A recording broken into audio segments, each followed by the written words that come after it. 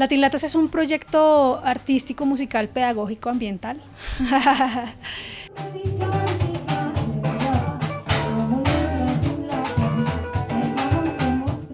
Informar a través de la música como herramienta y a través de la acción con la elaboración de instrumentos elaborados 100% con basura, no con reciclaje, con basura, porque esto es basura.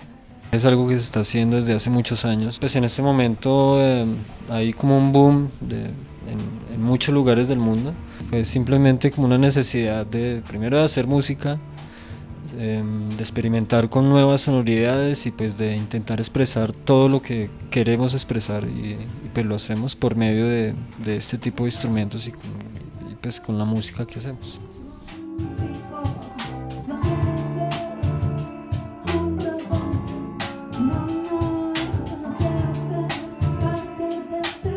Hacemos toda clase de géneros porque no nos gustan las divisiones. Creemos que ya está bien de fronteras, de clases, de razas y de creer que somos diferentes entre nosotros. Y para poder llevar el mensaje a todas las personas, niños, adultos y todos los gustos, quisimos hacer todos los géneros. Entonces tenemos desde currulao y cosas fusionadas con folclore colombiano, que es como la nueva línea en la que estamos, hasta reggae, funk, punk, jazz, todos los géneros.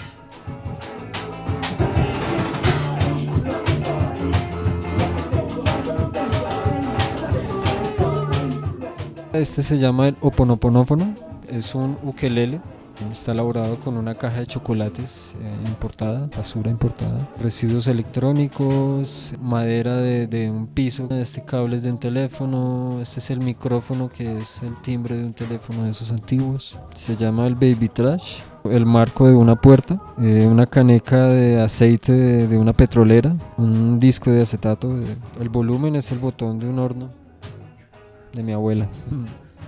No tiene nombre, es un experimento sonoro chévere. La madera era de una repisa, una pieza única.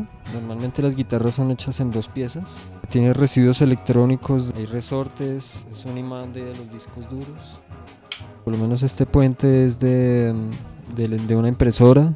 Y el micrófono que era un teléfono antiguo.